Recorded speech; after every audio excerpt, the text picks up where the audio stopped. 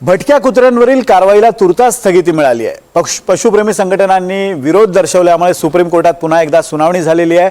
दोन्ही बाजूचा युक्तिवाद ऐकल्यानंतर कोर्टाने हा निर्णय राखून ठेवलाय। त्यामुळे सुप्रीम कोर्ट नेमका काय निकाल देणार याकडे सर्वांचंच लक्ष लागलंय। सुप्रीम कोर्टात दोन्ही बाजूच्या वकिलांनी आपापली बाजू मांडली आणि त्यात कितपत तथ्य आहे आपण पाहूयात या स्पेशल रिपोर्टमध्ये।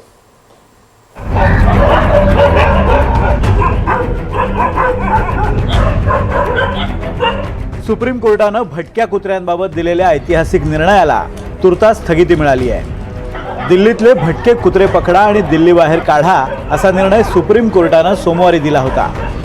या निर्णयानंतर सर्वच राज्यांमध्ये अशी कठोर पावलं उचलली जातील अशी अपेक्षा होती, पण पशुप्रेमी संघटनांच्या विरोधानंतर आदेशावर पुनर्विचार केला जाणार आहे। दिल्ली आणि एनसीआर म्हणजेच राष्ट्रीय राजधानी क्षेत्रातील सगळे भटके कुत्रे गोळा करा। या कामात कुणी अडथळा आणला तर तो कोर्टाचा अवमान ठरेल। पुढील 8 आठवड्यात दिल्लीतील सर्व महापालिका कुत्र्यांसाठी निवारा तयार करतील। पकडलेल्या आणि निवाऱ्यांमध्ये ठेवलेल्या कुत्र्यांची व्यवस्थित नोंद ठेवावी। एखादा कुत्रा पकडला की तो पुन्हा रस्त्यावर येता कामा नये। कुत्रा चावलेल्यांसाठी एक विशिष्ट हेल्पलाईन तयार करा। रेबीजच्या लसी कुठे उपलब्ध आहेत याची माहिती पसरवा। ज्या लोकांना रेबीज झालाय त्यांना परत आणता येईल का असा प्रश्नही निकाल देतेवेळी कोर्टानं विरोध करणाऱ्यांना विचारला होता। कोर्टाच्या कठोर आदेशानंतर पशुप्रेमींनी सुप्रीम कोर्टात धाव घेतली। सुनावणी दरम्यान अनेक धक्कादायक आकडेवारी आणि परस्पर विरोधी बाजू मांडण्यात आल्या, ज्यामुळे या समस्येची गंभीरता पुन्हा एकदा समोर आली आहे। सॉलिसिटर जनरल तुषार मेहता यांनी कोर्टात सरकारची बाजू मांडली आहे। काही लोक आणि पशुप्रेमी हे भटक्या कुत्र्यांना मांसाहारी अन्न देतात। असं अन्न खाल्ल्यामुळे कुत्रे हिंसक होत आहेत। कुत्र्यांनी चावा घेतल्यामुळे अनेकांचा मृत्यू झालाय। दरवर्षी 37 लाख लोक तर दररोज 10,000 लोक कुत्र्यांच्या चाव्याचे बळी ठरत आहेत। कुत्रा चावल्यामुळे गेल्या वर्षभरात 305 जणांचा मृत्यू झालाय। आम्ही कुत्र्यांना मारण्याच्या बाजूचे नाही, पण त्यांना रहिवासी संकुलापासून दूर ठेवावं, ज्यामुळे रस्त्यावरून जाताना लहान मुलं आणि ज्येष्ठ नागरिकांना सुरक्षित वाटेल। सॉलिसिटर तुषार मेहता यांच्या युक्तिवादाला वरिष्ठ वकील कपिल सिब्बल यांनी प्रत्युत्तर दिलंय। कुत्र्यांना पकडल्यानंतर त्यांना ठेवण्याची सोय, वेळ आणि पायाभूत सुविधा यांचा अभाव आहे।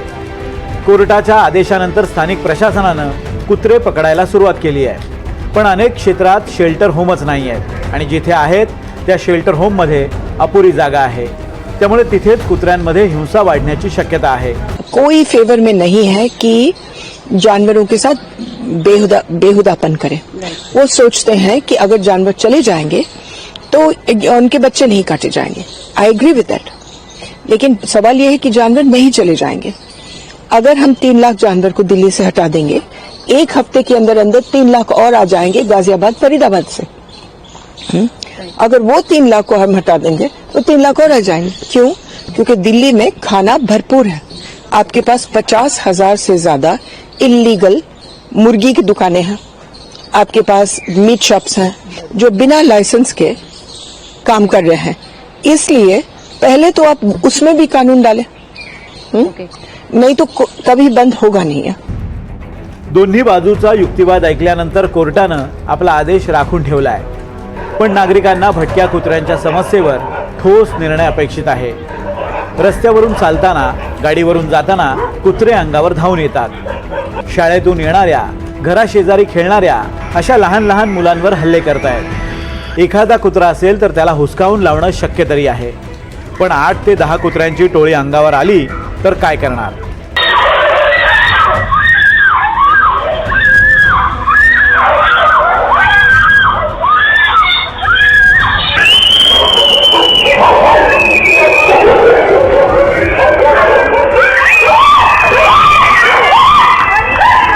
सगळं हे एज्युकेशनल हब आहे। लहान मुलांची शाळा आहे, काही इकडे आहे, काही ह्या साईडला आहे। बालवाडीचे पोरं आहे सर। सकाळी सकाळी एवढे कुत्रे असतात, कोणाच्या अंगावर धावतात।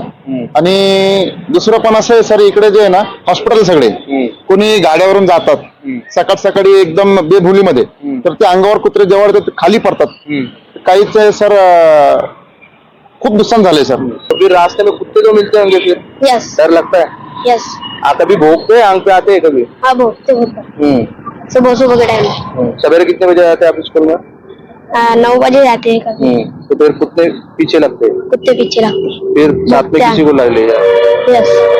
साथ में किसी को ले जाना पड़ता पप्पा है। को लिखता है।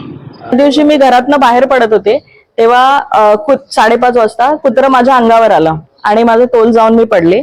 माझा पाय मुरगळलाय, माझ्या पायाला खूप दुखापत झाली आहे. मी डॉक्टरांकडे पण गेली, त्यांनी मला 3 हफ्ते आराम करायला सांगितलंय. माझा मुलगा क्लासला जातो तेव्हा सुद्धा कुत्रं अंगावर येतं, म्हणजे त्याच्या एवढ्या सगळ्या मुलांच्या अंगावर कुत्रं येतं. माझे सासरे वयस्कर आहेत, 86 वर्षाचे, त्यांच्या पण पायात येत आहे.